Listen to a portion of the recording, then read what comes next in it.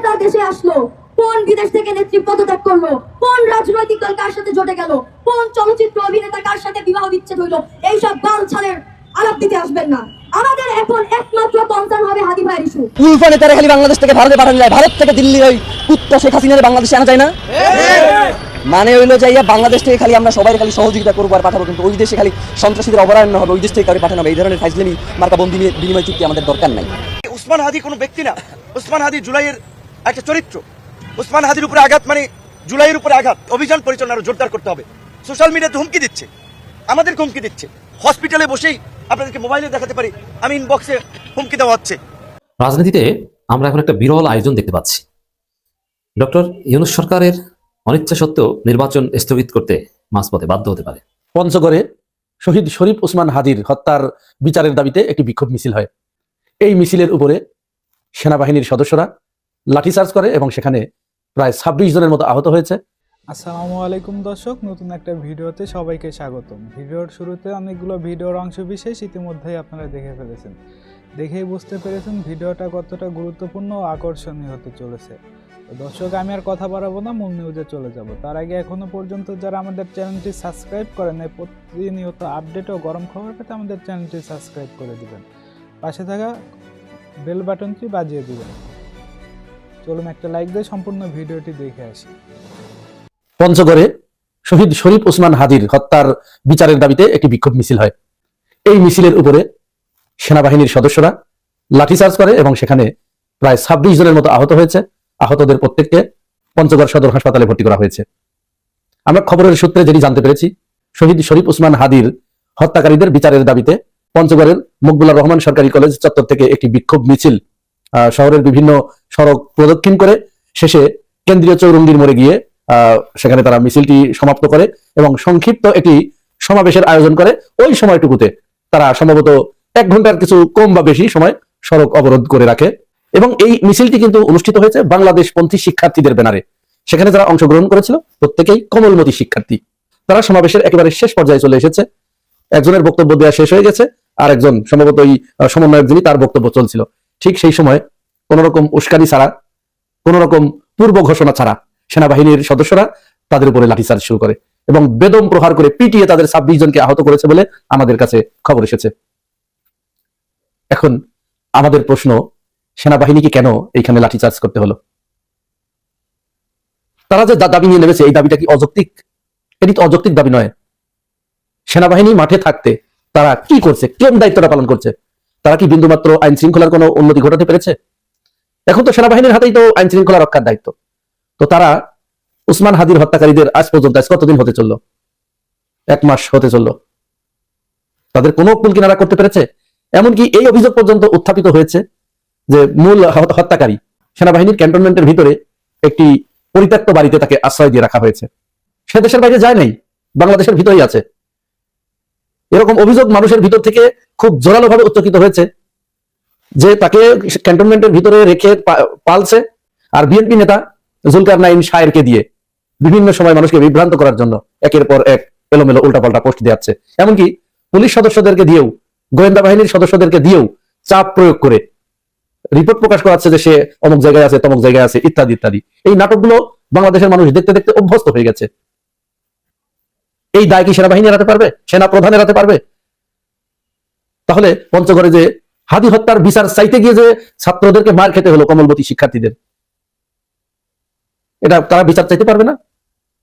একের পর এক এই বাংলাদেশ পন্থীদের, বিপ্লবীদের এইভাবে মানে কোনো কিছু হলেই মনে হচ্ছে তাদের উপরে সেই পূর্ব রাগ জিয়ে রেখেছেন আর সুযোগ পেলেই তাদের উপরে হামলে পড়ছেন। এটি হবারই কথা, কারণ হাজার হোক সে তো স্ত্রীর ফুফাতো বোন, রাগ তো হবারই কথা। এবং তাকে যে কথা দেয়া হয়েছিল যে আপনাকে খুব তাড়াতাড়ি আমি আবার ফিরিয়ে আনবো, আপনি শুধু যান, তো সেটির যখন ঘুরে বালি, সেই আশা যখন পূরণ হচ্ছে না, তখন তো একটু রাগ হওয়াটাই স্বাভাবিক। তবে আশার কথা হচ্ছে এই, সম্ভবত বাংলাদেশে ওইটা আর কোনোদিনও সম্ভব হবে না যে বাংলাদেশের মানুষদের ছেলে ভোলানো গল্প শুনিয়ে, তাদেরকে ঘুম পাড়ানি মাসি পিসির গান শুনিয়ে ঘুমিয়ে দিয়ে যা খুশি তাই করবেন। সম্ভবত এটি আর হচ্ছে না। এবং আমরা এটি জেনে আশ্বস্ত হচ্ছি যে বাংলাদেশের জনগণ, তরুণ সমাজ, তারা নিজেদের শিকড়কে চিনতে পেরেছে। তারা নিজেদেরকে আবিষ্কার করতে পেরেছে যে এই এক টুকরো মানচিত্র ছাড়া তাদের আর কিছু নাই। সুতরাং এই মানচিত্রের উপরে যে বা যারা শকুনের দৃষ্টি দেবে তাদের বিরুদ্ধে যুগে যুগে এইভাবে এই মানুষগুলো, বাংলাদেশ পন্থী এই মানুষগুলো লড়ে যাবে। এবং হাদি যে স্বপ্ন দেখেছিল, এই স্বপ্ন এদেশে একদিন বাস্তবায়িত হবেই।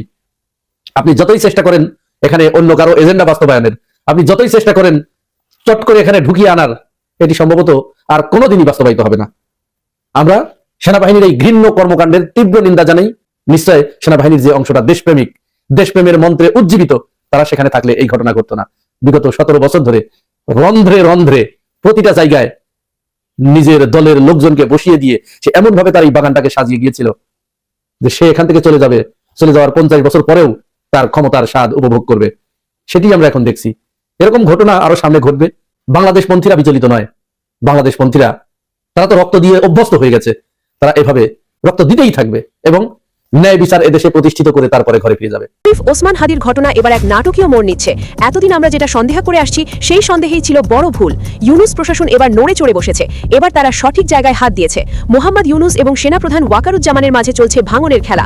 এতদিন যে নাটক চালিয়ে সাধারণ মানুষকে বোঝানো হয়েছিল যে ওসমান হাদিকে শেষ করেছে ফয়সাল করিম মাসুদ এবং সে ভারতে পালিয়ে গেছে, কিন্তু না, সেরকম কোনো তথ্য প্রশাসন দেয়নি এবং ডিজিএফআই বের করে এনেছে ভয়ানক এক সত্য, যেখানে শুটার ফয়সালের সাথে জড়িত রয়েছে সেনাপ্রধান। হাদি হত্যার পেছনে এমন একজনের হাত রয়েছে যার কারণে খুনিকে জীবিত ধরা প্রায় অসম্ভব। কারণ যদি শুটার ফয়সাল করিম মাসুদকে জীবিত উদ্ধার করা হয় তবে ফাঁস হয়ে যাবে তার সাথে জড়িত থাকা থলের আসল বিড়াল। কে সেই দাবার চালের মূল কারিগর যার কারণে ফয়সালকে জীবিত উদ্ধার সম্ভব নয়? আর ওসমান হাদির সাথে ওই মাস্টারমাইন্ডের কি এমন সাপে নেউলে সম্পর্ক যার কারণে দুনিয়া থেকে সরিয়ে দেওয়া হলো ওসমান হাদিকে? আপনি ওসমান হাদির একটা বক্তব্য শুনে থাকবেন, যেখানে সেনাপ্রধান ওয়াকারকে নিয়ে ওসমান হাদি জ্বালাময়ী কিছু শব্দবোমা দিয়েছিল। ভয় ডারহীন জ্বালাময়ী সেই বক্তব্যে এরকম কিছু কথা ছিল, সেনাবাহিনী কু করলে ক্যান্টনমেন্টের সব ইট খুলে নিয়ে আসবো বলেছিলেন ওসমান হাদি। হাদির আরো একটা বক্তব্যে একটা কথা এমন ছিল, ওয়াকার আপনি কি বাংলাদেশের সেনাপ্রধান নাকি ভারতের? একজন সেনাপ্রধানকে নিয়ে এরকম জ্বালাময়ী বক্তব্য এর আগে কেউ দিতে পেরেছে কিনা জানা নেই, কিন্তু ওসমান হাদি শব্দবোমা ঠিকই দিয়েছেন। আর এটাই কি তার জন্য কাল হয়ে দাঁড়ালো, যার জন্য দিতে হলো নিজের জীবন? গতকাল রাত থেকে একটা রহস্যজনক ক্লু ঘুরছে সামাজিক মাধ্যম জুড়ে, একটা লাইনকে কেন্দ্র করে বেশ উত্তেজিত জনসাধারণ, যেখানে বলা হয়েছে হাদি হত্যার পেছনে এমন একজনের হাত রয়েছে বলে মনে হচ্ছে যার কারণে খুনিকে জীবিত ধরা প্রায় অসম্ভব। কিন্তু হাদিকে শেষ করার পেছনে কে এই মাস্টারমাইন্ড? আপনি যার কথা ভাবছেন সেই শাহিন চেয়ারম্যান নয়। সন্দেহের তীর এবার তীব্র হয়েছে সেনাপ্রধান ওয়াকারুজ্জামানের দিকে। কিন্তু কেন সেই সন্দেহ? কেন ফয়সালকে জীবিত ধরা অসম্ভব? এমন কথা যখন সামাজিক মাধ্যমে বেশ আলোচনায়, তখন ইনকিলাব মঞ্চ থেকে দেওয়া হয়েছে কড়া হুঁশিয়ারি, যেখানে বলা হয়েছে খুনিকে দ্রুত জীবিত গ্রেফতার চাই, বন্দুক যুদ্ধের কোনো নাটক দেখতে চাই না। ইনকিলাব মঞ্চের ফেসবুক পেজ থেকে এরকম হুঁশিয়ারি দেওয়ার পর ঘটনা আরও গভীরে যাচ্ছে। ধারণা করা হচ্ছে বিগত শেখ হাসিনার আমলে যেরকম ভাবে গুরুত্বপূর্ণ কিছু কেস বন্ধ করে দেওয়া হতো বন্দুক যুদ্ধের কথা বলে, ঠিক সেরকম একটা ঘটনা ঘটতে যাচ্ছে ওসমান হাদির দেলাতে। আর সেই ঘটনার মূল পরিচালক ওয়াকার। তবে কি সত্যি ফয়সালকে জীবিত উদ্ধার সম্ভব? সেটা হয়তো সময় বলে দিবে। এদিকে ঘটনার আরেকটি লিড পেয়েছে গোয়েন্দা সংস্থা। শীর্ষস্থানীয় সন্ত্রাসী সুব্রত বাইনের কন্যা সিনথিয়া বিথিকে গ্রেফতারের পর রিমান্ডে যেন দিনের আলোর মতো পরিষ্কার হয়ে যাচ্ছে ওসমান হাদিকে কারা এবং কেন হত্যার পরিকল্পনা করেছিল। জিজ্ঞাসাবাদে বের হয়ে আসছে একের পর এক চাঞ্চল্যকর সব তথ্য। শীর্ষস্থানীয় সন্ত্রাসী সুব্রত বাইনের কন্যা সিনথিয়া বিথিকে র‍্যাব 11-র একটি টিম কুমিল্লা থেকে গ্রেফতার করে। বাবার দীর্ঘ কারাবাসের সুযোগে অপরাধ জগতের নিয়ন্ত্রণ কার্যত তার হাতেই ছিল, ফলে আন্ডারওয়ার্ল্ডে তিনি গ্যাং মাদার হিসেবে পরিচিতি পান। সংশ্লিষ্টদের মতে এই গ্রেফতার কেবল একটি সন্ত্রাসী পরিবারের সদস্যকে আইনের আওতায় আনার ঘটনা নয়, বরং এটি দেশের আন্ডারওয়ার্ল্ডে ক্ষমতার নিয়ন্ত্রণ, আন্তদেশীয় সন্ত্রাসী যোগসূত্র এবং সাম্প্রতিক রাজনৈতিক অস্থিরতার সঙ্গে অপরাধ জগতের সম্ভাব্য সম্পৃক্ততার জন্য গুরুত্বপূর্ণ। উচ্চ পর্যায়ের একাধিক কর্মকর্তা জানিয়েছেন, রাজধানী ও সীমান্তবর্তী অঞ্চলে সক্রিয় সংঘবদ্ধ অপরাধ চক্র, বিদেশিদের সঙ্গে যোগাযোগ এবং প্রশিক্ষিত সন্ত্রাসী দলের সঙ্গে লেনদেন, এসব বিষয়ে বিস্তারিত তথ্য পাওয়া যেতে পারে তার কাছ থেকে। প্রাথমিকভাবে র‍্যাব তার নিয়ন্ত্রণে থাকা অস্ত্র ভাণ্ডার, কিলার টিম এবং আন্তর্জাতিক সন্ত্রাসী নেটওয়ার্ক সম্পর্কে তথ্য উদ্ধারের চেষ্টা করছে। বাবার অনুপস্থিতিতে অত্যন্ত কৌশলে তিনি পুরো নেটওয়ার্কের নিয়ন্ত্রণ নিজের হাতে তুলে নেন। অভিযোগ রয়েছে চাঁদাবাজি, টেন্ডারবাজি, অবৈধ অর্থ লেনদেন সহ নানা অপরাধমূলক কর্মকাণ্ডের কেন্দ্রবিন্দুতে ছিলেন তিনি। গোয়েন্দা কর্মকর্তারা বলছেন, সুব্রত বাইন কারাগারে থাকলেও তার সন্ত্রাসী সাম্রাজ্যে দুর্বল হয়নি, বরং সিনথিয়া বিথির মাধ্যমে তার নতুন আঙ্গিকে পরিচালিত হচ্ছিল। তিনি ছিলেন প্রযুক্তি নির্ভর, কৌশলী এবং অনেক ক্ষেত্রে আরও আগ্রাসী। বাবার লেখে যাওয়া অস্ত্র ভাণ্ডার ও প্রশিক্ষিত ঘাতক দলের সঙ্গে নিয়মিত যোগাযোগ বজায় বজায় রেখে দূর থেকেই অপরাধ কার্যক্রম সচল রাখতেন তিনি। তদন্ত সংশ্লিষ্ট সূত্র জানায়, সিনথিয়া বিথির কর্মকাণ্ড দেশের গণ্ডিতে সীমাবদ্ধ ছিল না। তার বিরুদ্ধে ভারতের কিছু সন্ত্রাসী গোষ্ঠী ও অপরাধ চক্রের সঙ্গে গোপন যোগাযোগের তথ্য পেয়েছে গোয়েন্দা সংস্থাগুলো। এই আন্তদেশীয় সংযোগের মাধ্যমে অস্ত্র ও অর্থ পাচার, সীমান্ত পথে কুরিয়ার নেটওয়ার্ক এবং হাওয়ালা ধাঁচের অর্থ প্রবাহ পরিচালিত হতো বলে সন্দেহ করা হচ্ছে। তার ডিজিটাল ডিভাইস ও কল রেকর্ড বিশ্লেষণ করে এসব বিষয়ে বিস্তারিত জানার চেষ্টা চলছে। পাশাপাশি ভারতে পলাতক কিছু বাংলাদেশি রাজনৈতিক নেতা ও সাবেক পুলিশ কর্মকর্তার সঙ্গে তার কোনো যোগাযোগ ছিল কিনা সেটিও খতিয়ে দেখা হচ্ছে। একাধিক কর্মকর্তা আমার দেশকে বলেন, এ ধরনের আন্তদেশীয় যোগাযোগ প্রমাণিত হলে তা শুধু আইন শৃঙ্খলা সমস্যা নয়, বরং জাতীয় নিরাপত্তার প্রশ্নও তৈরি করবে। বিথি সুব্রত বাইনের 3 স্ত্রীর মধ্যে স্ত্রী লুসির বড় সন্তান। তার ভাইয়ের নাম তৌকির আলী রিপন। তিনি একসময় বাবার গাড়ি চালক ওসমানের সঙ্গে পালিয়ে বিয়ে করেন। ধারণা করা হয় এই সম্পর্কের মাধ্যমেই ওসমান অপরাধ জগতে প্রবেশ করেন। তবে বর্তমানে সেই সম্পর্ক টিকে আছে কিনা বা ওসমানের বর্তমান অবস্থান কি সে বিষয়ে নিশ্চিত তথ্য পাওয়া যায়নি। বিথির গ্রেফতারের পর সবচেয়ে গুরুত্বপূর্ণ যে বিষয়টির উপর জোর দেওয়া হচ্ছে তা হল সাম্প্রতিক জুলাই বিপ্লবীদের উপর হামলা ও হুমকির সঙ্গে আন্ডারওয়ার্ল্ডের কোনো সংশ্লিষ্টতা আছে কিনা। ফ্যাসিবাদী আওয়ামী লীগের পলাতক নেতাদের সঙ্গে তার কোনো সংশ্লিষ্টতা ছিল কিনা তা খতিয়ে দেখা হচ্ছে।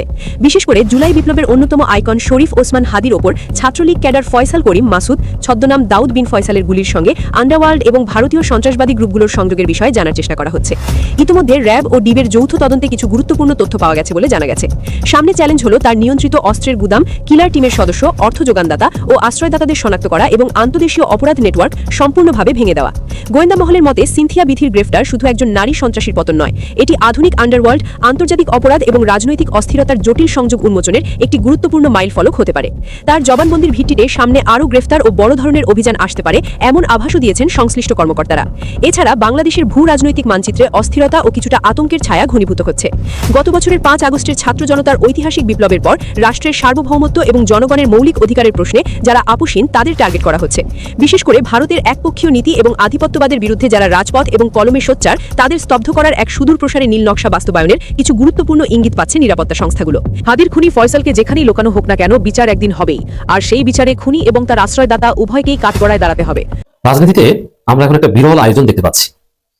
ডক্টর ইউনূস সরকারের অনিচ্ছা সত্ত্বেও নির্বাচন স্থগিত করতে মাঝপথে বাধ্য হতে পারে। দর্শক, আমরা সিরিয়াসলি চাই নির্বাচনটা হয়ে যাক এবং নির্বাচন মিন্স সুষ্ঠু নির্বাচন, কিন্তু নির্বাচন নিয়ে বাস্তবিক পক্ষে অনিশ্চয়তা এখনো কাটেনি। তবে নির্বাচন স্থগিত কি জামাত বা বিএনপি বা কেউ আন্দোলন করে করবে নেবার? তবে হ্যাঁ, এখন পর্যন্ত বাংলাদেশের বড় রাজনৈতিক শক্তিগুলো নির্বাচনের পরিবেশের ক্ষেত্রে স্যাটিসফাইড না। এটা নির্বাচন না হওয়ার পেছনে একটা শক্তিশালী আলামত। যেমন জামাত অফিসিয়াল স্টেটমেন্ট দিয়ে বলেছে বাংলাদেশে নির্বাচনের কোনো পরিবেশ এখন হয়নি। চরমনাই বলছে লেভেল প্লেইং ফিল্ড নেই, যার অর্থ যে এভাবে নির্বাচন হতে পারে না। এনসিপি বলছে লেভেল প্লেইং ফিল্ড নেই, নির্বাচনের পরিবেশ নেই, কিন্তু তারপর তারা নির্বাচন চায় এবং তারা বিশ্বাস করে যে তারা লড়াই করে জিততে পারবে। বিএনপি তাদের ভোট চুরি সব সেটআপ সব ঠিকঠাক থাকলে তখন বলে যে সব ঠিক আছে, আর ভোট চুরির সেটআপের বিরুদ্ধে যখন রাজনৈতিক দলগুলো ঐক্যবদ্ধ হয় অথবা ইউনূস সরকার নাড়াচাড়া দেয় তখন বিএনপি বলে যে কিছু ঠিক নেই, তখন ইউনূস জামাতি। এর মানে বিএনপির কাছে ভালো মন্দের সংজ্ঞা হচ্ছে ভোট চুরি করতে পারা বা না পারা। কারণ এইসব বিষয় নিয়ে তো ঝামেলা আছেই। নির্বাচনের সুষ্ঠু পরিবেশ, আই রিপিট, যে নির্বাচন মিন্স সুষ্ঠু নির্বাচন, যেহেতু সুষ্ঠু নির্বাচনে এখনো শঙ্কা আছে, পরিবেশের অভাব আছে, তো সেই জায়গায় একটা অনিশ্চয়তা থেকেই যায়। কিন্তু আমি ওই অনিশ্চয়তা নিয়ে আলোচনা করছি না। মূল অনিশ্চয়তাটা আইনি ফাঁক করে যৌক্তিক স্বাধীন রায়িত নির্বাচন আটকে যেতে পারে। আপনারা দেখেছেন পাবনার 2টা আসনে নির্বাচন স্থগিত হয়েছে, মানে 300 আসনের নির্বাচন আপনারা কিন্তু এখন পর্যন্ত দেখতে পাচ্ছেন না। 2টা আসনের নির্বাচনী কার্যক্রম স্থগিত। নির্বাচন কমিশন পরিপত্র জারি করে 2টা আসনের নির্বাচন স্থগিত করেছে। নাম্বার 1। দ্বিতীয় হচ্ছে, দেখেন খেলা কি চলছে, এগুলো হচ্ছে আমাদের জন্য উদ্বেগের কারণ। এবং এই সব খেলা আমি একটা আলোচনায় বলেছিলাম, হাইকোর্টের একজন বিচারপতি আমাকে বলেছিলেন রিলেটিভ হওয়ার সুবিধার্থে, যে ইউনূস তো নির্বাচনের প্রস্তুতি নিচ্ছে, সবকিছু ঠিকঠাক গুছিয়েছে বলা হচ্ছে, কিন্তু এখন এমন অনেক লিমিটেশনস আছে যে বিষয় নিয়ে যদি কেউ কোর্টে আসে, কোর্ট ন্যায় বিচার করলে ওই নির্বাচন বন্ধ হয়ে যাবে। তার মানে ইউনূস সরকার আসলে কি নির্বাচনটা করে ফেলানোর উদ্দেশ্যে সবকিছু ঠিকঠাক করে মাঠে নেমেছে, না সরকারই এইসব ফাঁক ফোকর রেখে দিয়েছে যাতে শেষের দিকে এসে নির্বাচন না হয়? আর শেষের দিকে যে যদি শেষ পর্যন্ত নির্বাচন না হয় তাহলে তো ওটা সরকারের দায় কেউ দিতে পারবে না, কোর্টে দায় দিবে। এখন দেখেন খবরটা কি, কুমিল্লা 2 আসনে আমি কেন আলোচনা করছি, কুমিল্লা 2 সীমানা পরিবর্তন করে ইসি গেজেট অবৈধ ঘোষণা স্থগিত। এর মানে খেলাটা কি চলছে দেখেন, এই যে সীমানা পুনরায় সীমানা ঠিক করা নির্বাচনী আসনের 300 আসনে কোন এলাকার সাথে কোনটা যাবে। ঢাকায় আসন ছিল 10টার মতো, সেটা বানিয়েছে 20, ডাবল বেশি বানিয়েছে। কেন বানিয়েছে? আওয়ামী লীগের সুবিধা দিতে। 2008 সাল পর্যন্ত একটা স্বাভাবিক বা যৌক্তিক নির্বাচনী আসন ছিল এবং অতি মানুষ অবস্থা ছিল, কিন্তু 111 সরকার আওয়ামী লীগকে জিতাতে এমন ভাবে আসন সাজিয়েছে যাতে খুব সহজে বিএনপি এবং জামাতের অনেক হেভিওয়েট প্রার্থী পরাজিত হয়। জামাতের শক্তিশালী ঘাঁটিকে আলাদা করে দিয়েছে, মানে শক্তি অর্ধেক করে দিয়েছে। আল্লামা সাইদি যে এলাকায় এমপি হয়েছেন বেশ কয়েকবার, সেই জায়গা সেম আলাদা করে দেওয়া হয়েছে, ভাগ করে দেওয়া হয়েছে। হিন্দু অধ্যুষিত এলাকাকে আরো বেশি ঢুকানো হয়েছে, মুসলিম এলাকাকে বাদ দেওয়া হয়েছে, যদি হিন্দুরা তাকে ভোট দিতেন, কিন্তু তারপরেও তাকে পরাজিত করা হয়েছে। তো এই ধরনের ঘটনা বাংলাদেশে ঘটেছে, এটা কে না জানে। 2008 সালেই এই অযৌক্তিক বা আওয়ামী লীগের সুবিধা দিতে একটা সীমানা নির্ধারণ করা হয়েছে। 2001 সালের নির্বাচনে যেটা ছিল সবকিছু তছনছ করে দেওয়া হয়েছে, এটা আওয়ামী লীগের সুবিধা দেওয়ার জন্য, এতে কোনো সন্দেহ নেই। কিন্তু হাসিনা পালানোর পর সবার প্রত্যাশা ছিল আমরা 2001 সালে সীমানায় ফিরে যাবো, 2008 পরবর্তী সীমানায় ফিরে যাবো। এটা হলে কোনো একতলাফই হতো না, কিন্তু না, নির্বাচন কমিশন সরকার এরা সেই 2001 সালে সীমানায় ফিরে যায়নি। তাহলে কি হয়েছে? নতুন যে সীমানা বিন্যাস বা এটা নিয়ে এখনো ঝামেলা রয়ে গেছে। কোথাও কোথাও আইনি লড়াই ফলে সমাধান হয়, যেমন বাগেরহাটের 4টাকে কেটে 3টে করা হয়েছিল, বাগেরহাট আবার 4টা পেয়েছে, গাজীপুরে একটা বাড়ানো হয়েছিল, কিন্তু গাজীপুরে আবার কমে গেছে। এরকম কিছু ঘটনা ঘটেছে, কিন্তু অনেক জায়গাতেও সমাধান করতে পারে। বিশেষ করে এই ক্ষেত্রে জামাতের দুর্বলতা, জামাত এইসব সমাধান করার জন্য সিরিয়াস হয়নি। জামাত অনেকটা মেনে নিয়েছে, যেমন বাগেরহাটের 4 আসন কমি 3 আসন প্রথমে লোকাল জামাত সক্রিয় ছিল, কেন্দ্রীয় জামাত ওটা মেনে নিয়েছে, মেনে নিয়ে আমাদের 4 আসনের জন্য প্রার্থী ঘোষণা করে দিয়েছে, এবং গাজীপুরে যে 6টা, ওই 6টার জন্য প্রার্থী একজন বাড়িয়ে ফেলেছে। এই ভুল জামাত করেছে। অতএব যেখানে জামাত সিরিয়াস না বিষয়টা নিয়ে, বিএনপিও অতটা সিরিয়াস না, আর বিএনপির সুবিধাই হয়, আর সবচেয়ে বেশি সুবিধা আওয়ামী লীগের। তো এই জায়গায় 2001 সালে সীমানায় ফিরে গেলে কোনো ঝামেলাই হতো না। কিন্তু 1 সালে সীমানায় কেন যাওয়া যাবে না, কার 1 সালের সমস্যাটা কোথায়, এটাও আবার কেউ বলতে পারছে না। তো 1 সালের সীমানায় না যেভাবে সীমানা পুনর্নির্ধারণ করা হয়েছে, এটা নিয়ে অনেক জটিলতা তৈরি হয়েছে এবং সামনে অনেক হবে। তা আপনি সীমানা ঠিক করতে পারেন, আপনি কিসের নির্বাচন করবেন, এইসব জটিলতা আমাদের। সীমানা নির্ধারণ করে ইসির গেজেট অবৈধ ঘোষণা রায় স্থগিত। এর মানে প্রথমে কোর্ট রায় দেয় যে ইসির এই গেজেট স্থগিত, মানে বাতিল, আপাতত বাতিল, এটা কাজ চলবে না। তারপরে আবার তার ঊর্ধ্বতন আদালত রায় দেয় যে না, বাতিল না, স্থগিত না। তো এইসব নাটক চলছে। তো এইসব নাটকের ফলে কিন্তু খুব সহজেই নির্বাচন স্থগিত করানো যায়। সরকার চাইলেও এসব সীমানা জটিলতা বা আরো অনেক আইনি জটিলতা আছে। এই জন্য যে কথাটা আমি বলেছি, যে ইউনূস সরকারকে আসলেই সিরিয়াসলি চেয়েছে যে নির্বাচনটা হোক, যদি চাইতো তাহলে 2001 সালে সীমানা নিলেই তো এই ঝামেলাটা শেষ হয়ে যেত। আর অনেক বিষয়ে ঝামেলা জিয়ে রাখছে ইউনূস সরকার। তো যেসব বিষয়ে ঝামেলা জিয়ে রাখছে, ওইসব যেমন এই সরকার সংবিধান আছে কিনা, বা নির্বাচন কিভাবে পরিচালনা করা হবে, জুলাই সনদ, গণভোট, এরকম আরো নানান বিষয়ে যদি সরকার আগেভাগে সমাধান করতো, তাহলে অনেক প্রশ্নই উঠতো না। কিন্তু না, সেসব প্রশ্ন ওঠার এবং সেগুলো নিয়ে একটা ঝামেলা তৈরির সুযোগ সরকার রেখে দিয়েছে বলে আমরা মনে করি। যার ফলে ইউনূসের অনিচ্ছা সত্ত্বেও মাঝপথে নির্বাচন বন্ধ হয়ে যেতে পারে, এবং সেটা কোর্টের বৈধ ন্যায় বিচার সম্পন্ন রায় হতে পারে। অতএব এটা আমাদের জন্য অশনি সংকেত। কোনো 2 আসনে সীমানা পরিবর্তন করে নির্বাচন কমিশনের গেজেট অবৈধ ঘোষণার হাইকোর্ট রায় স্থগিত করে সুপ্রিম কোর্টের চেম্বার আদালত। চেম্বার আদালত তো খালি স্থগিত করে, কিন্তু ভেজাল কিন্তু শেষ হয়নি। অতএব নির্বাচন আগে নাটকীয় কোনো একটা কিছু ঘটার মাধ্যমে দেখবেন যে অন্যরকম পরিস্থিতি তৈরি হয়ে যেতে পারে। তো দর্শক, ভিডিওটি দেখলেন, দেখে কি জানলেন, কি বুঝলেন, আপনাদের গুরুত্বপূর্ণ মতামতটি আমাদের কমেন্ট বক্সে জানিয়ে দিবেন। পারলে একটা শেয়ার করে দিয়ে ভিডিওটি সবাইকে দেখার সুযোগ করে দিবেন। আর যারা এখনো সাবস্ক্রাইব করেনি, দয়া করে চ্যানেলটি সাবস্ক্রাইব করে দিবেন। আর যারা করেছেন ইতিমধ্যে, তাদেরকে অসংখ্য ধন্যবাদ। আজকে এই পর্যন্তই, আবার দেখা হবে নতুন কোনো ভিডিওতে। সবাই ভালো থাকবেন, সুস্থ থাকবেন, আল্লাহ হাফেজ।